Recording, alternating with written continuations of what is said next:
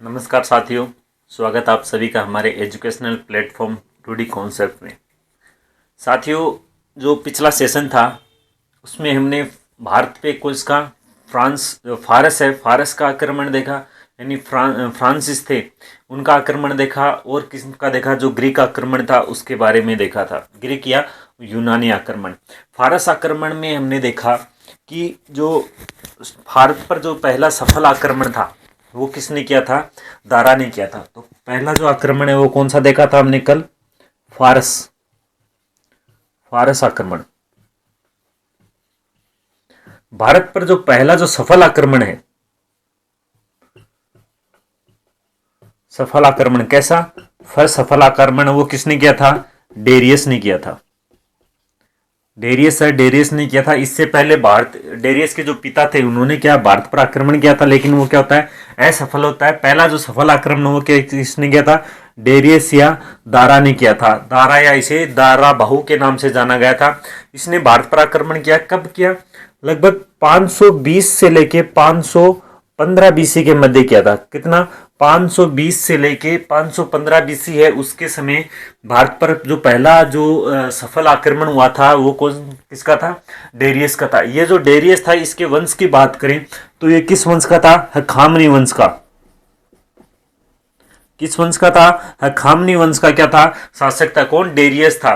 Darius ने सिंध के जो आसपास के क्षेत्र थे, यानी कि जो पश्चिमी भारत, कौन सा? पश्चिमी भारत पर किया था। भारत का कौन सा हिस्सा, यानी कि सिंध प्रांत था, उस पर क्या किया था? डेरियस ने क्या किया था? आक्रमण किया था। और उसके आसपास के क्षेत्र है उनको जीतकर क्या है अपने क्षेत्र में मिलाया। तो कौन सा राज्य था डेरियस का? 20वां राज्य के रूप में किसे मिलाया था?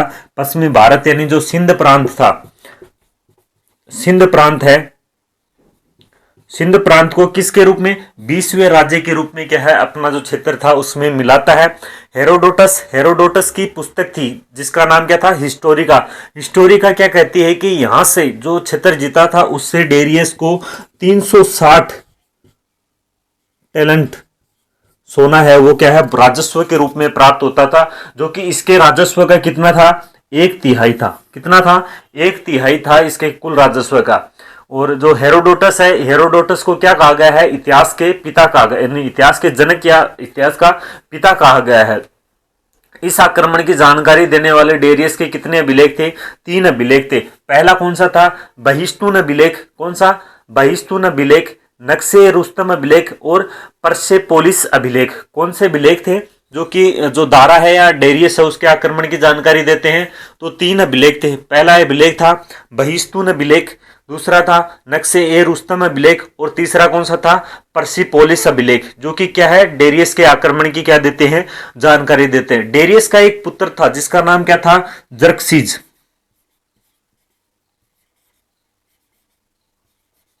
जरक्सीज है वो क्या है अपने जो पिता है अपने पिता से सुनता है कि जो भारतीय तीरंदाज है वो क्या है तीरंदाजी में कुशल होते हैं। तो वो क्या जो भारतीय तीरंदाज थे उन्हें क्या है अपनी सेना में शामिल करता है। जरक्सीज क्या करता है? भारतीय तीरंदाजों को, भारतीय जो तीरंदाज हैं उनको क्या करता है? अपनी सेना है उसमें क्या करता है? शामिल करता है। डेरियस जो थर्ड था वो क्या था? अंतिम फ्रांसिस था। कौन था? अंतिम फ्रांसीसी शासक है वो कौन है? ने देखा कि डेरियस थर्ड है वो कौन था? अंतिम फ्रांसीसी शासक था। फ्रांसिस शासक, लास्ट फ्रांसिस शासक है वो कौन था? डेरियस था। फिर जो फ्रांस आक्रमण है उसके प्रभाव, फ्रांस आक्रमण है तो फ्रांसिस लोग हैं वो क्या है सह को क्या बोलते थे? है बोलते थे। तो सिंध है उसको क्या बोला उन्होंने? सिंध बोला। अतः जो 6ठी शताब्दी थी, 6ठी शताब्दी में फारसी द्वारा क्या है हिंदू शब्द है वो दिया गया, यानी कि सह को है कहते थे तो सिंध को हिंद कहा, और यहाँ के जो लोग थे उन्हें क्या कहते? उनको भी इन्होंने क्या कहा? हिंदू कहा। फिर फ्रांसिस जो थे वो क्या है अपनी जो सेना थी उसमें क्या महिला अंगरक्षक रखते थे। तो महिला जो बॉडीगार्ड है वो रखने की परंपरा कहां से है? फ्रांस से है, जिसे देख कर क्या है अपने जो भारत है, भारत में भी क्या महिला बॉडीगार्ड है, महिला जो अंगरक्षक है, उनकी क्या नियुक्ति प्रारंभ हुई। फिर जो फ्रांसिस थे उनका सजा के तौर पर वो क्या कर देते, इंसान को गंजा कर देते थे। इन्होंने क्या है जो छत्रप जो प्रणाली है उसकी शुरुआत की थी, जो जिसे आगे उसका विकसित, जिसे आगे किसने विकसित किया था कि जो शक और जो कुषाण थे उन्होंने क्या किया, तो जो छत्रप प्रणाली थी उसे क्या विकसित किया था। ये किसका था, फ्रांस आक्रमण था। उसके बाद अगला जो आक्रमण है वो कौन सा देखा था हमने, ग्रीक या यूनानी आक्रमण। कौन सा, ग्रीक, ग्रीक या यूनानी आक्रमण, ग्रीक या यूनानी आक्रमण। इसकी बात करें तो ये जो आक्रमणकारी था वो कौन था, सिकंदर था। सिकंदर को किस नाम से, अलेक्जेंडर। आक्रमणकारी है वो कौन था, अलेक्जेंडर। अलेक्जेंडर, इसे किस नाम से जानते थे, सिकंदर। सिकंदर है वो कौन, सिकंदर ही क्या था, अलेक्जेंडर था। ये कहां का था, ये मकदूनिया का क्या था, शासक था। कहां का शासक था, अलेक्जेंडर है वो मकदूनिया का,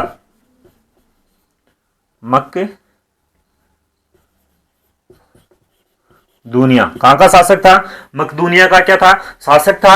इसके पिता थे, पिता का नाम था फिलिप्स और गुरु कौन था, अरस्तु। पिता था फिलिप्स, पिता कौन,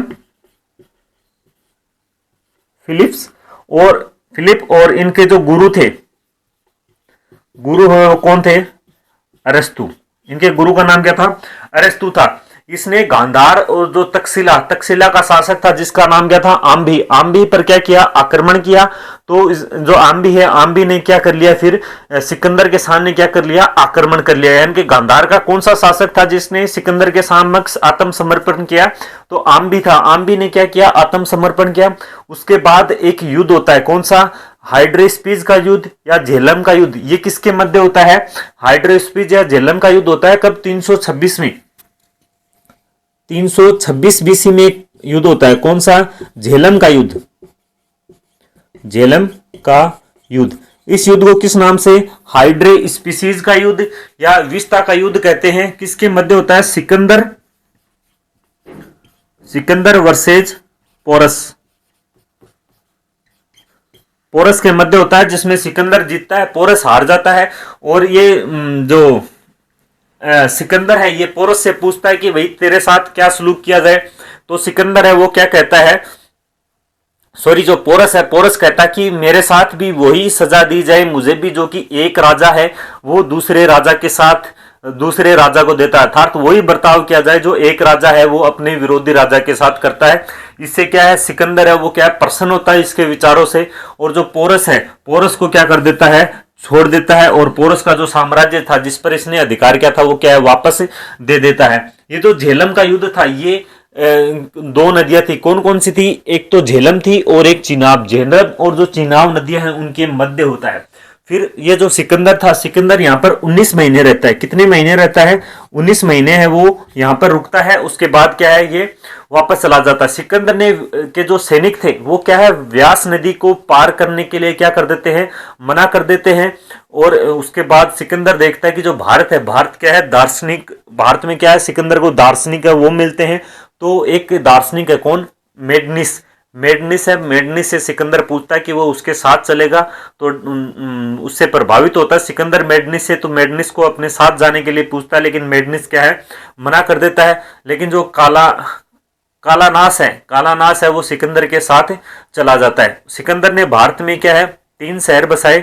कौन कौन से बसाए थे, निकेया जिसे विजयनगर के नाम से जाना जाता है, बुकाफिला जो कि क्या अपने घोड़ा था उसके नाम पर, और अलेक्जेंड्रिया। कौन सा, अलेक्जेंड्रिया। ये 3 शहर है वो कौन बसाता है, सिकंदर बसाता है। सिकंदर के साथ 3 इतिहासकार है वो भारत आते हैं, जिनमें कौन सा था, नियार्कस था, और नेसिकेटस था, और अरिस्टोबुल्स था। कौन, अरिस्टोबुल्स था, अनेसिकेटस था, और नियार्कस था। जो नियार्कस था वो क्या था, सेना का प्रमुख था, नौसेना का प्रमुख था। उसके बाद जब वो सिकंदर भारत से लौट रहा था 19 महीने बाद, तो क्या है, बेबीलोनिया के पास क्या सिकंदर की क्या हो जाती है, मृत्यु हो जाती है। कितनी वर्ष की अवस्था में, 32 वर्ष की अवस्था में। फिर जो ग्रीक आक्रमण था उसके क्या है, उसके प्रभाव क्या पड़ते हैं कि एक तो भारत में सोने के सिक्के, सोने के सिक्के, दूसरे लिपिबद्ध सिक्के, लिपिबद्ध सिक्के, दो तो ये प्रमुख चीजें ये देखने को मिली, ग्रीकों का ये प्रभाव हुआ। फिर जो ग्रीक जो ज्योतिष थी उसका क्या है, भारतीय ज्योतिष पर प्रभाव पड़ा। किसका, ग्रीक ज्योतिष का क्या है, भारतीय ज्योतिष पर क्या पड़ा, प्रभाव पड़ा। गार्गी संहिता क्या कहती है कि जो भारतीय ज्योतिष है वो क्या है, ग्रीक ज्योतिष की हमेशा क्या रहेगी, ऋणी रहेगी। फिर भारतीय जो नाट्य कला थी उस पर भी क्या है, प्रभाव पड़ा। और आज भी है जो भारत के में जो स्टेज का जो पर्दा होता है उसे क्या बताते हैं, यवन पट्टिका, यवनिका, क्या नाम, यवनिका है जो पर्दा, उसका नाम यवनिका है। भारत में जो सप्ताह के जो 7 दिन है ये परंपरा भी कब से शुरू हुई थी, ग्रीक थे उनके समय से शुरू हुई थी। 9 ग्रहों की जानकारी है वो भी ग्रीक है उनसे मिलती है। और काली मिर्च है, ये जो ग्रीक थे ये काली मिर्च को क्या कहते थे, यवन प्रिय कहते थे। यहां तक देखा था हमने लास्ट क्लास में। और आज हम देखेंगे मौर्य राजवंश, मौर्य वंश है उसके बारे में आज हम अध्ययन करेंगे।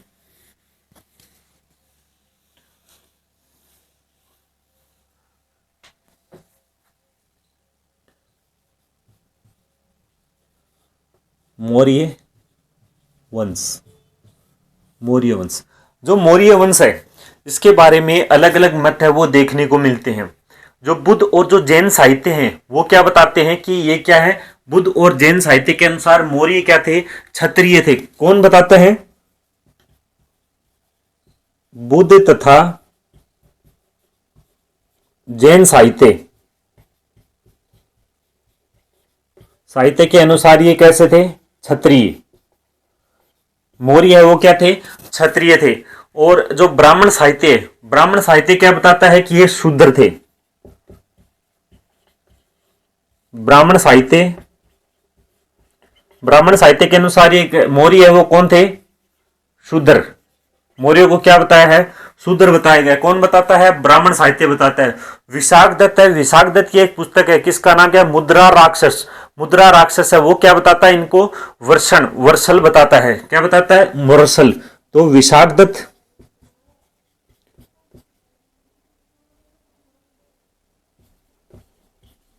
विशाख दत्त की पुस्तक है, क्या नाम है जिसका, मुद्रा राक्षस। मुद्रा राक्षस के अनुसार ये कैसे हैं, वर्षल हैं, वर्षल यानी कि अर्थात निम्न वर्गीय हैं, निम्न कुल के, निम्न कुल के या निम्न वर्ग के बताए हैं कि इन्हें जो मौर्य है इन्हें निम्न कुल या निम्न वर्ग के बताए हैं, निम्न वर्गीय बताए हैं किन्हें, जो विशाख दत्त की पुस्तक है कौन सी, मुद्राक्ष है। उसके बाद एक आता है रोमिला थापर। रोमिला थापर है, रोमिला थापर के अनुसार ये क्या थे, वैश्य थे। रोमिला थापर के अनुसार, थापर के अनुसार मौर्य कैसे थे, वैश्य थे। मौर्य कौन थे, वैश्य थे। और इनमें से जो सर्वाधिक मान्य मत है, सर्वाधिक मान्य मत, सर्वाधिक मान्य मत है वो कौन सा है, क्षत्रिय होने का, कि मौर्य है वो क्या थे, क्षत्रिय थे। तो जो मौर्य है, मौर्य के बारे में बौद्ध और जैन साहित्य क्या जानकारी देते हैं कि बौद्ध और जैन साहित्य के अनुसार मौर्य कौन थे, मौर्य क्षत्रिय थे। ब्राह्मण साहित्य के अनुसार है वो कौन थे, शूद्र थे। और विशाख दत्त की पुस्तक जिसका नाम क्या है, मुद्रा राक्षस है, वो क्या बताते हैं कि ये वर्षल या वर्षल थे या फिर अर्थात क्या थे, निम्न वर्गीय थे। और रोमिला थापर है, रोमिला थापर के अनुसार ये कैसे थे, वैश्य थे। सर्वाधिक मान्य मत है वो कौन सा है, क्षत्रिय है। इसके बाद मौर्य वंश में हम सबसे पहले देखते हैं चंद्रगुप्त मौर्य, 322 से लेके 298 बीसी। पहला जो शासक है वो कौन है, चंद्रगुप्त मौर्य।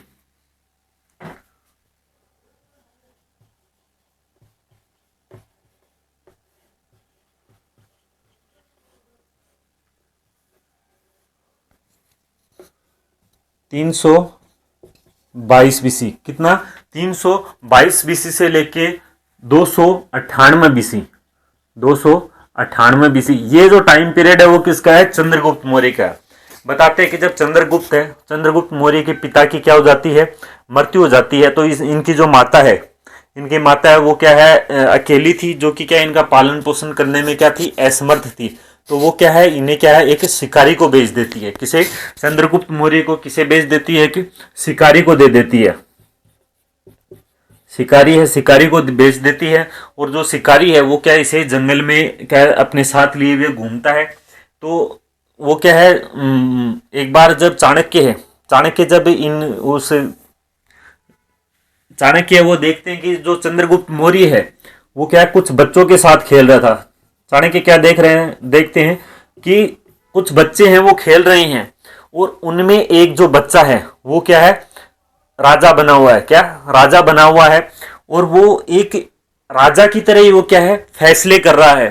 फिर उसके बाद ये जो चंद्रगुप्त मौर्य है वो उस शिकारी से और इसे 1000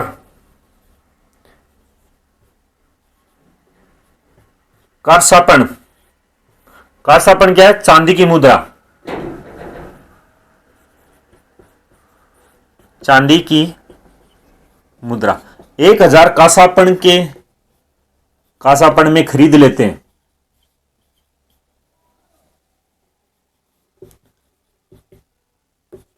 कौन खरीदता है? चाणक्य। चाणक्य है वो 1000 कारसापण मुद्रा है, जो कारसापण क्या है, चांदी की मुद्रा है, इसके बदले किसे, चंद्रगुप्त मौर्य है उसे क्या है, खरीद लेता है। इसकी जो शिक्षा है, शिक्षा कहां पर होती है? तक्षशिला में।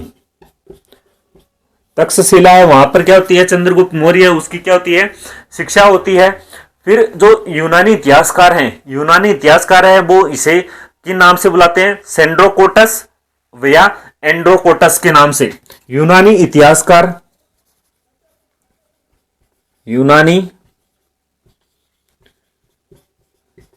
इतिहासकार इसे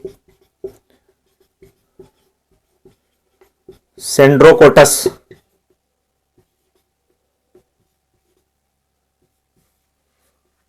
व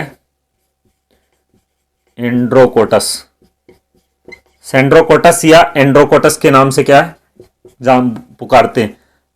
सेंड्रोकोटस या एंड्रोकोटस, इस नाम से क्या है, कौन बुलाते हैं? यूनानी जो इतिहासकार है उन्होंने इसे क्या कहा? सेंड्रोकोटस या एंड्रोकोटस कहा। क्या कहा? सेंड्रोकोटस या एंड्रोकोटस। किसे? चंद्रगुप्त मौर्य को। कालांतर में जो विलियम जोन्स है, कौन? विलियम जोन्स है, वो बताते हैं कि चंद्रगुप्त मौर्य ही क्या है, सेंड्रोकोटस है। ये जो पुष्टि है वो कौन करता है? विलियम जोन्स सेंड्रोकोटस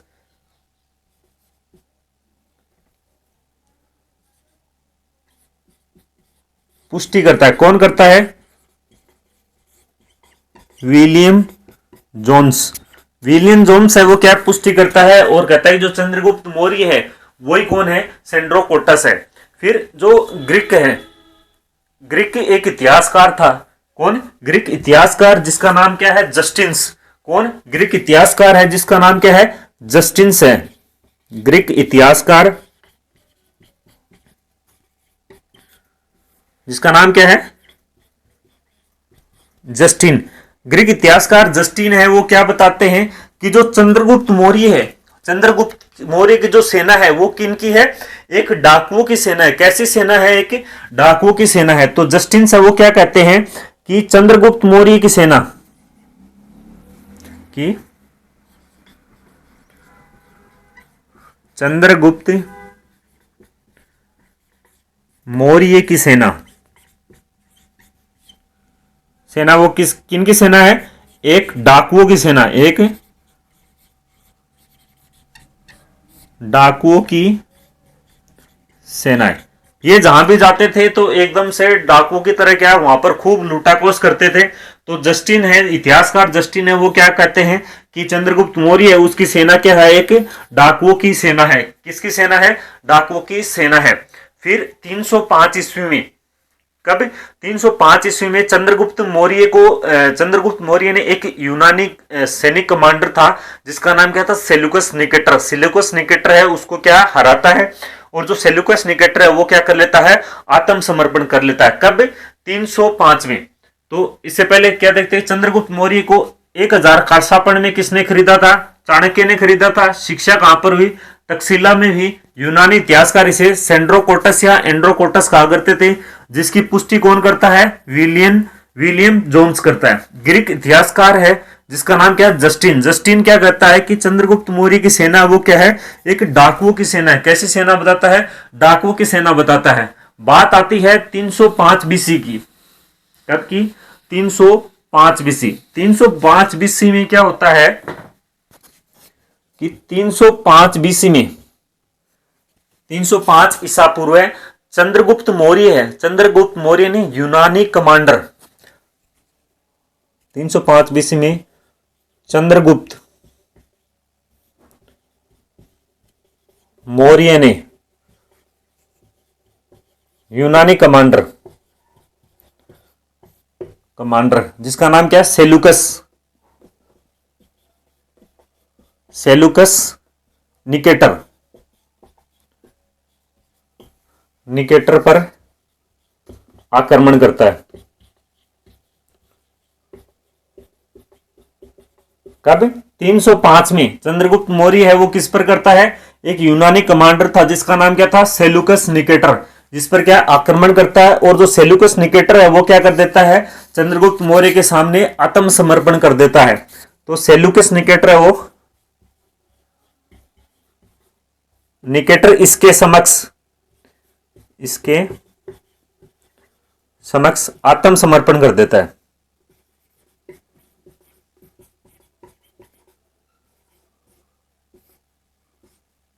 आत्मसमर्पण कर देता है। और सेलुकस निकेटर है वो क्या करता है? चंद्रगुप्त मौर्य के समक्ष आत्मसमर्पण कर देता है। और इसकी एक सेलुकस निकेटर की एक बेटी है जिसका नाम क्या? हेलेना का विवाह किसे कर देता है? चंद्रगुप्त मौर्य से।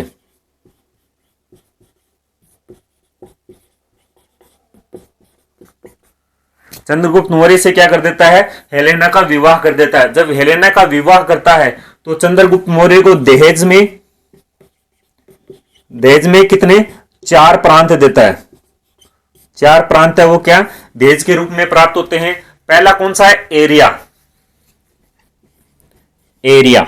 ये जो एरिया है वर्तमान में किस नाम से? हेरात के नाम से। पहला कौन सा है? एरिया। दूसरा जो क्षेत्र था वो कौन सा था?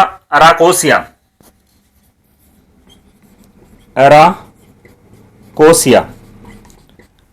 ये जो अराकोसिया है ये जो कांधार का जो क्षेत्र है, वर्तमान जो कांधार है वो पहले किस नाम से जाना जाता था? अराकोसिया के नाम से।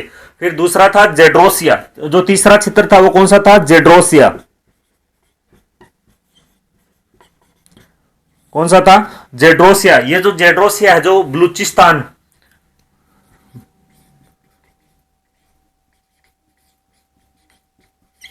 बलूचिस्तान या मरकान जो क्षेत्र है, एरिया है, अरकोसिया है, जेड्रोसिया है, और चौथा था वो कौन था? चौथा जो क्षेत्र था वो कौन? पेरोनिस्दाई। कौन सा था? पेरोनिस्दाई। पेरोनिस्दाई कौन सा क्षेत्र था? जो वर्तमान का जो काबुल क्षेत्र है, वर्तमान का कौन सा काबुल क्षेत्र है वो। ये जो 4 क्षेत्र है ये किसे मिलते हैं? दहेज में मिलते हैं। किसे? सेलुकस निकेटर है उसे मिलते हैं। कौन कौन से? एरिया है जिसे वर्तमान में किस नाम से? हेरात नाम से जाना जाता है। अराकोसिया वर्तमान कांधार, जेड्रोसिया वर्तमान बलूचिस्तान और मरकान या फिर मरकान का जो क्षेत्र है, और पेरोपनिसदाई ये है जो काबुल का जो क्षेत्र है वो मिलता है। क्या? दहेज में मिलता है। निकेटर किसके शादी करता है? हेलेना की शादी है उसके साथ करवाता है। फिर जब चंद्रगुप्त मौर्य है वो भी क्या है, जब शादी होती है तो बदले में ससुराल वालों को भी क्या कुछ देते हैं। तो निकेटर को क्या है ये क्या देता है? चंद्रगुप्त मौर्य जो पडला है, पडले में क्या देता है? 500 हाथी। 500 हाथी है वो किसे देता है? चंद्रगुप्त मौर्य है वो क्या है? निकेटर को 500 हाथी है वो देता है। फिर जो सेलुकस है, सेलुकस का एक दार्शनिक था जिसका नाम क्या था? मेगस्थनीज। जो सेलुकस है, सेलुकस ने अपने दूत अपने दूत मेगस्थनीज को चंद्रगुप्त मौर्य के दरबार में भेजा। किसने? सेलुकस ने अपने दूत का नाम क्या है? मेगस्थनीज।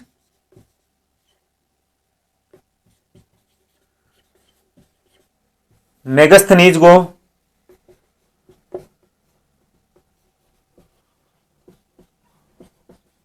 चंद्रगुप्त मौर्य के दरबार में भेजा।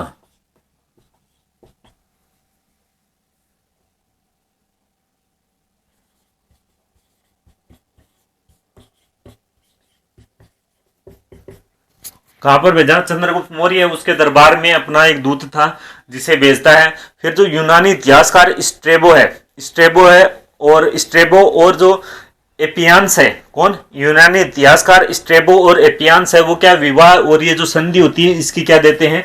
जानकारी देते हैं। कौन? यूनानी इतिहासकार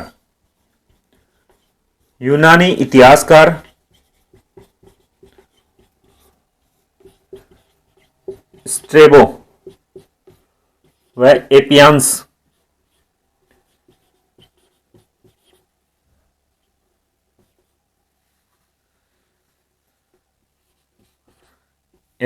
है वो यूनानी इतिहासकार स्ट्रेबो व एपियान्स ने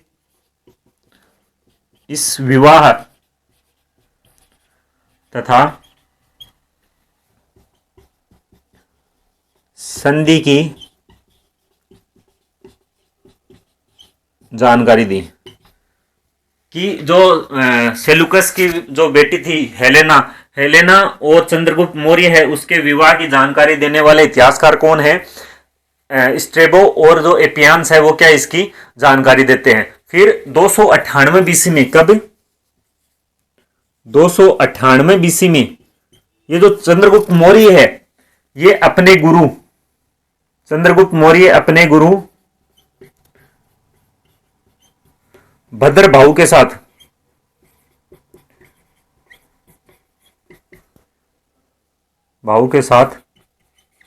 कहां चला जाता है? श्रवण बेलगोला।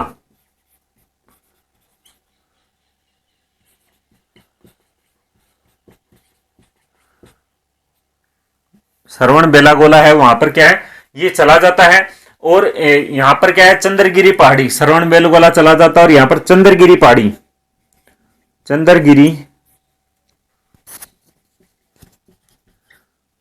पर, कौन सी चंद्रगिरी पहाड़ी पर?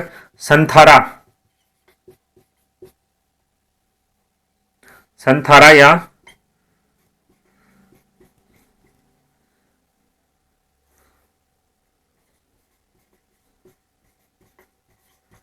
सलेखना के माध्यम से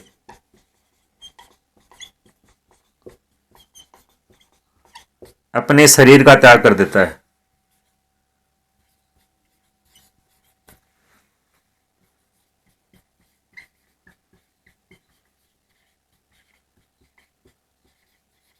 इसके माध्यम से संथारा या सलेखना के माध्यम से क्या अपना शरीर है उसका त्याग कर देता है।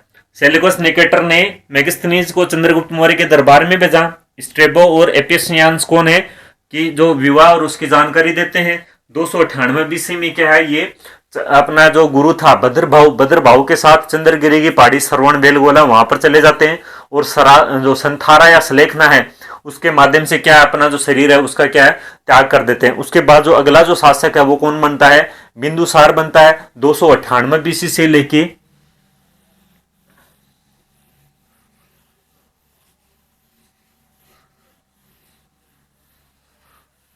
अगला जो शासक है वो कौन बनता है? बिंदुसार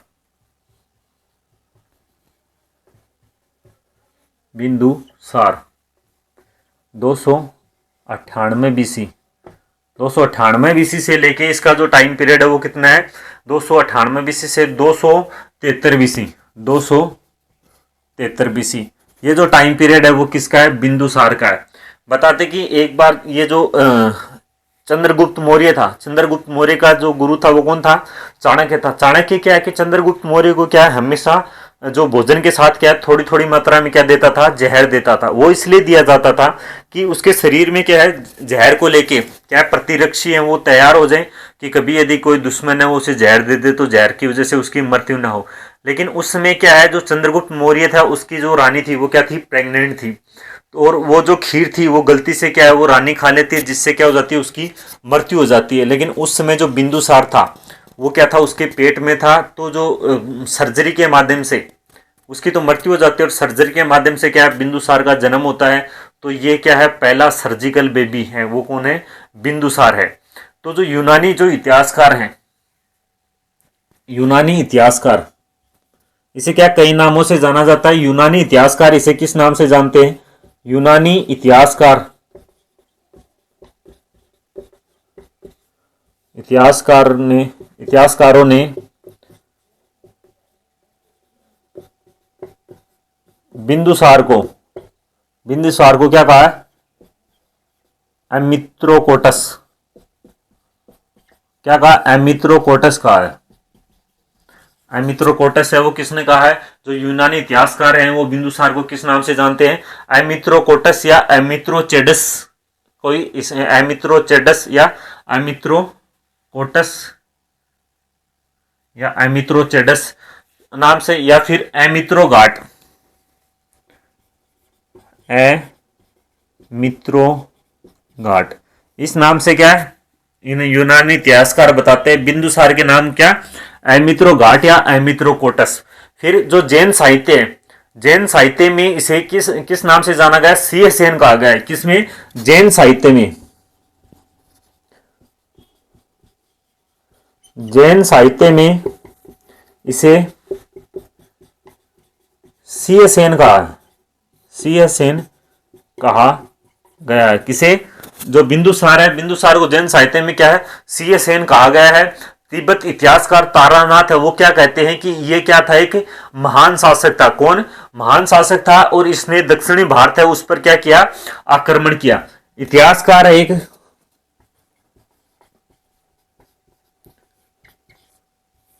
जिनका नाम क्या है, तारानाथ।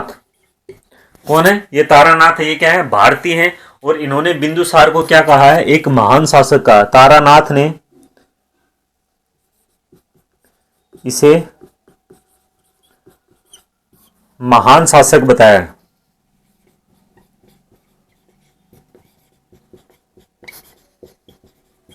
क्या बताया, महान शासक बताया है। बिंदुसार ने दक्षिणी भारत पर भी क्या किए, आक्रमण किए। बिंदुसार ने दक्षिणी भारत पर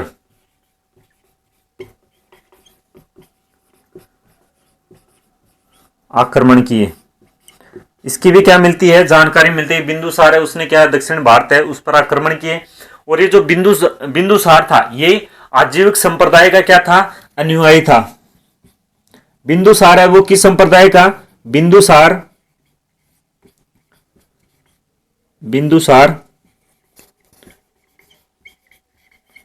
आजीविक संप्रदाय का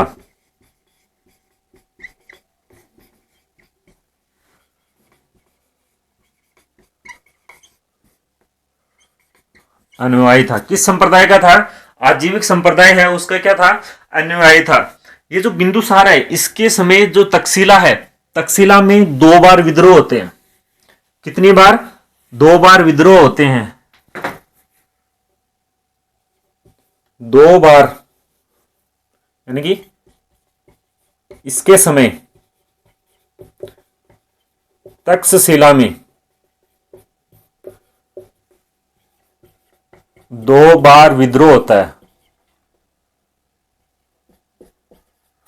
क्या होता है, 2 बार विद्रोह होता है। पहली बार जो विद्रोह होता है, उसे कौन दबाता है, उसे उसका जो दमन है वो करता है अशोक। और दूसरी बार जो विद्रोह होता है उसका दमन कौन करता है, इसका जो दूसरा बेटा था जिसका नाम क्या था, सुसीम, वो करता है। तो प्रथम विद्रोह है, प्रथम विद्रोह का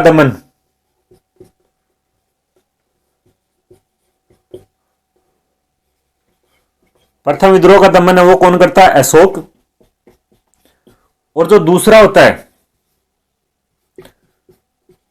सेकंड होता है, उसका कौन करता है, सुसीम।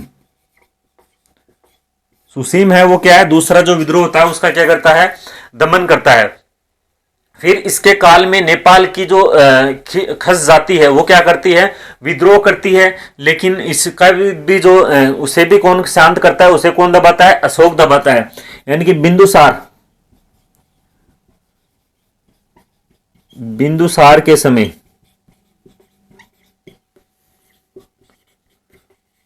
नेपाल की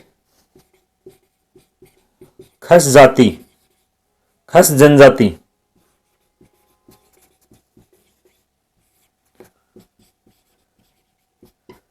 विद्रोह करती है, जिसे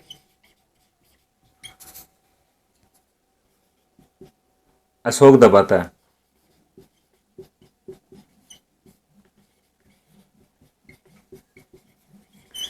कौन दबाता है, अशोक दबाता है। कौन सी जाति, नेपाल की कौन सी जाति है जो विद्रोह करती है, खस जाति है, वो क्या करती है, विद्रोह करती है, जिसे कौन दबाता है, अशोक है वो दबाता है। फिर एक जो यूनानी इतिहासकार है, कौन, यूनानी इतिहासकार है जिसका नाम क्या है, एथेनियस, यूनानी इतिहासकार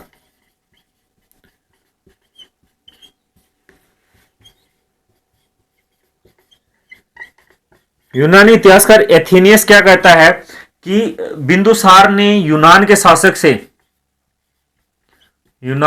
शासक से 3 चीजें मंगवाई। क्या 3 चीजें है वो मंगवाई। पहली क्या थी, मीठी शराब,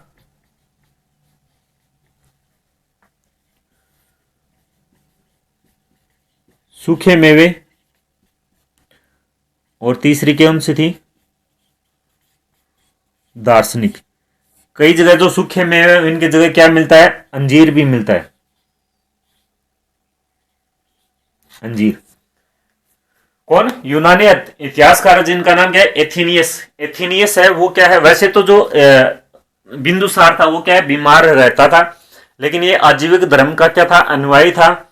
और ये क्या करता है, एथेंस क्या बताता है, एथेनियस बताता है कि जो यूनानी शासक है उनसे क्या ये 3 चीजें मंगवाता है, मीठी शराब, सूखे मेवे और दार्शनिक। जो यूनानी जो शासक है जिससे मंगवाता है वो मीठी शराब और जो मेवे हैं, कौन सी, मीठी शराब और जो मेवे हैं वो तो क्या है इन्हें भेज देता है, केवल 2 ही चीजें भेजता है। और जो दार्शनिक है वो क्या, वो भेजने से मना कर देता है कि हमारे यहाँ पर क्या है, दार्शनिक है वो स्वतंत्र है और हम क्या है, दार्शनिक है उनको क्या है, भेज नहीं सकते। तो यूनानियों से 3 वस्तुएं कौन सी मंगाई थी, मीठी शराब, सूखे मेवे और दार्शनिक है वो इन्हें प्राप्त नहीं होते। उसके बाद अगला जो शासक है बिंदुसार है, बिंदुसार की मृत्यु हो जाती है। मृत्यु के बाद अगला शासक कौन बनता है, अशोक बनता है। कौन बनता है, अशोक बनता है।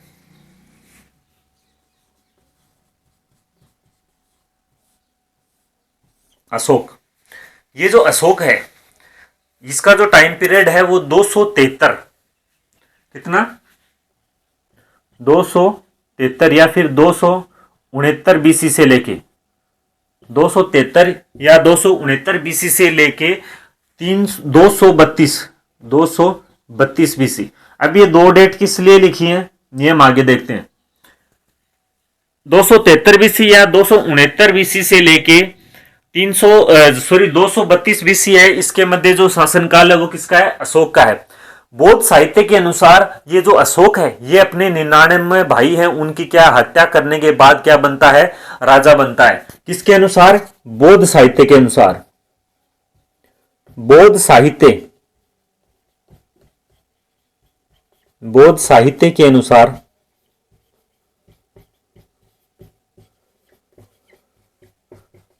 अशोक अपने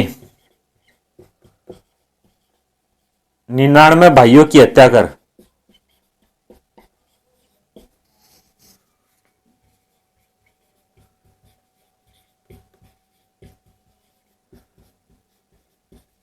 शासक बनता है। कितने भाइयों की, 99 भाइयों की। और ये जो जानकारी है वो कौन देता है, जो बौद्ध साहित्य है वो क्या है, इसकी जानकारी देता है। फिर यदि हम इसके राज्याभिषेक की बात करें, राज्याभिषेक ये कब होता है? 269 बीसी में, 269 बीसी में।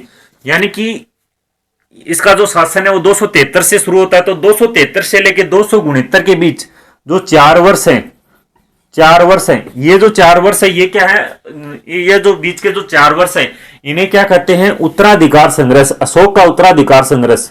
ये जो 4 वर्ष है इन्हें क्या कहते हैं? अशोक का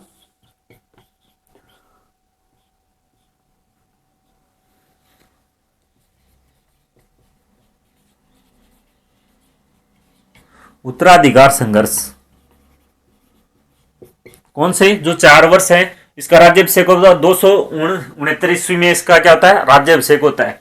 अशोक है, अशोक का मुख्य प्रतिद्वंदी है, वो कौन होता है? अशोक का मुख्य प्रतिद्वंदी है वो उसका एक भाई होता है जिसका नाम क्या था? सुसीम। सुसीम वो क्या इसका मुख्य प्रतिद्वंदी है। तो अशोक का मुख्य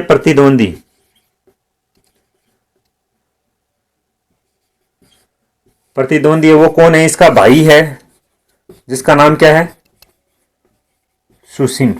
सुसीम को क्या है? इसका जो मुख्य प्रतिद्वंदी है वो माना जाता है। जब अशोक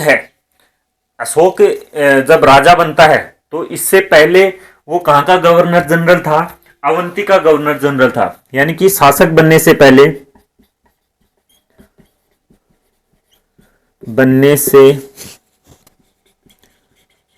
पहले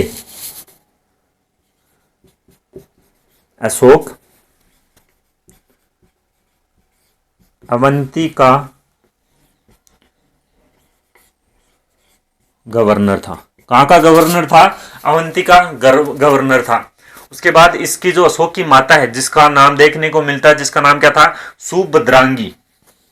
इसकी माता का नाम क्या है? सुभद्रांगी।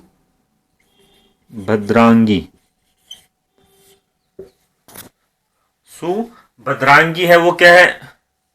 भद्रांगी इनकी माता का नाम है, जिसका दूसरा नाम क्या है? भीमा।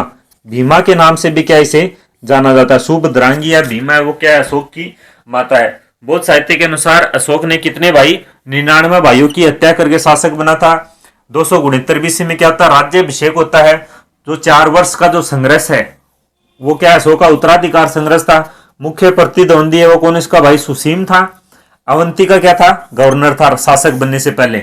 और माता कौन थी? सुभद्रांगी थी। कौन सी थी? सुभद्रांगी थी। फिर अशोक है, अशोक की जो रानियां हैं उनमें से अशोक की 4 रानियां थी वो क्या थी? प्रमुख थी। तो अशोक की प्रमुख रानियां, अशोक की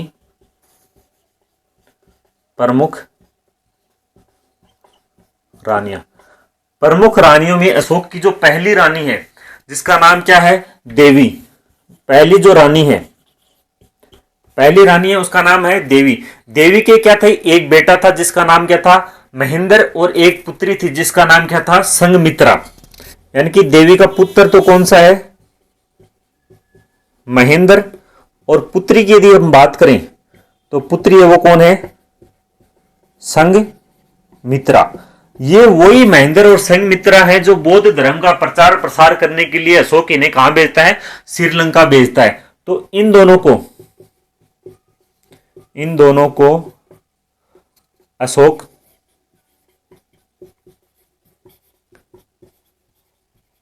बौद्ध धर्म के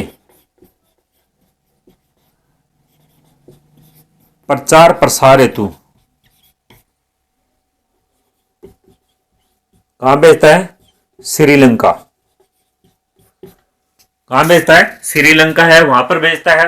फिर इसकी एक रानी थी जिसका नाम क्या था? कारुवकी। कौन सी? कारुवकी। ये जो कारुवकी है इसका एक पुत्र था जिसका नाम क्या था? पुत्र है जिसका नाम है तीवर। कारुवकी है, कारुवकी का पुत्र है उसका नाम क्या है? तीवर है। और ये एकमात्र रानी है जिसका उल्लेख अशोक के जो अभिलेख थे उनमें क्या है? मिलता है। एक अभिलेख भी मिलता है। कौन सा? कारवाकी अभिलेख। तो इसका जो कारवाकी है वो एकमात्र रानी है। एकमात्र रानी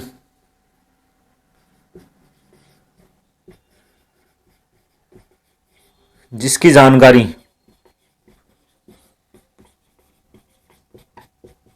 अशोक के अभिलेखों से मिलती है। अशोक के अभिलेख से मिलती है। एकमात्र रानी है जिसकी जानकारी कहां से मिलती है? अशोक के अभिलेख से मिलती है। फिर एक रानी है जिसका नाम क्या है? पद्मिनी। पद्मिनी का पुत्र था जिसका नाम क्या था? कुणाल। अगली रानी कौन सी है?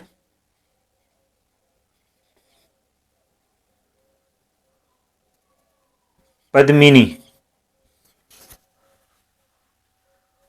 नहीं, सॉरी, पद्मिनी, पद्मावती। पद्मावती। इसके पुत्र का ना क्या नाम है? इसके एक बेटा था जिसका नाम क्या था?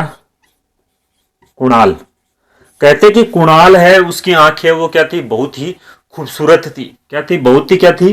खूबसूरत थी। ये कैसा था? बहुत ही सुंदर था। सुंदर था। इसकी आंखें वो क्या थी? खूबसूरत थी। एक रानी थी जो कि जिसका नाम क्या था? तिस्या रक्षा। तिस्या रक्षा। ये जो तिस्या रक्षा है, ये क्या? ये कुणाल से प्यार करने लगी थी। इसे क्या है? कुणाल से क्या हो गया था? प्रेम हो गया था। किसे? तिस्या रक्षा से। लेकिन कुणाल है, कुणाल क्या कहता है कि आप मेरी माता के समान हो, और ये क्या है?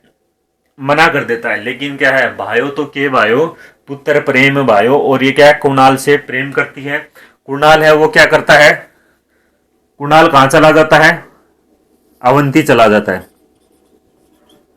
अवंती चला जाता है। उसके बाद जो तिस्या रक्षा है वो क्या है? अशोक से कहती है कि अब कैसे दिन आ गए कि मेरे हैं एक रानी होने के बाद भी मेरे क्या है कोई आदेशों की क्या पालना नहीं करता है। तो अशोक क्या है इसे मतलब कि इसे पावर दे देता है, अथॉरिटी दे देता है। तो ये क्या है? तक्षशिला जो आक्रमण है उसकी क्या है? एक झूठी जानकारी है वो किसके पास भेजती है? कुणाल के पास भेजती है। किसकी? तक्षशिला आक्रमण की। कि भाई तक्षशिला के अंदर क्या हो जाता है? विद्रोह हो जाता है। इसकी क्या अफवाह है वो किसके पास भेजती है? कुणाल के पास भेजती है। जब कुणाल है वो वहां पर पहुंचता है तो देखता है कि जो वहां के जो सामंत थे वो है, वो बताते हैं कि जो सेनापति वगैरह वो कहते हैं कि भाई हमने क्या है हल्का फुल्का विद्रोह था वो हमने दबा दिया था। लेकिन ये जो तिस्या रक्षा है ये क्या करती है? उनको क्या है? ये आदेश दे देती है कुणाल के क्या आंखें फुड़वाने का। तो वो क्या है? लेकिन कुणाल क्या था? सबका वो क्या था? प्रसिद्ध मतलब कि प्रिय था। तो जो सैनिक है वो कुणाल को बताते, लेकिन कुणाल क्या कहता कि यदि आप अपनी महारानी के आदेश नहीं मानोगे तो क्या होगा कि इसका क्या है आगे भविष्य में क्या होगा? एक गलत एग्जाम्पल है वो सेट होगा। इसलिए आप क्या करो? मेरी आंखें है वो क्या है? फोड़ दो। तो तिस्या रक्षा है वो क्या करती है? कुणाल की आंखें फुड़वा देती है। यह है कुणाल की आंखें फुड़वा देती है।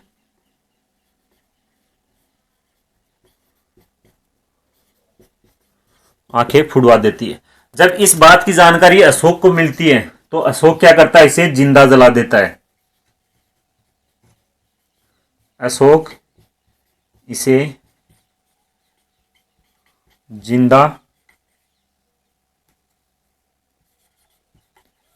जला देता है। किसे? तिस्या रक्षा है उसे जिंदा जला देता है। अशोक की 4 रानियां थी। कौन सी? देवकी जिसका पुत्र कौन था? महेंद्र और संगमित्रा। दोनों को अशोक कहा भेजता है? श्रीलंका बौद्ध धर्म के प्रसार के लिए। कारवकी है उसके पुत्र का नाम क्या था? तीविड़ था। एकमात्र रानी जिसका क्या है अशोक के अभिलेखों में क्या मिलती है? जानकारी मिलती है। पद्मावती है। पद्मावती के पुत्र का नाम था कुणाल। कुणाल बहुत खूबसूरत था। उसकी आंखें वो बहुत ही प्यारी थी। और उसकी प्यारी प्यारी आंखों पे किसका मना जाता है? तिस्या रक्षा उसका मना जाता है। और तिस्या रक्षा के जब प्रपोजल को ये एक्सेप्ट नहीं करता है कुणाल, तो ये क्या करती है? इसकी धोखे से आंखें फुड़वा देती है। और जब अशोक को इस बात का पता चलता है तो अशोक है वो किसे?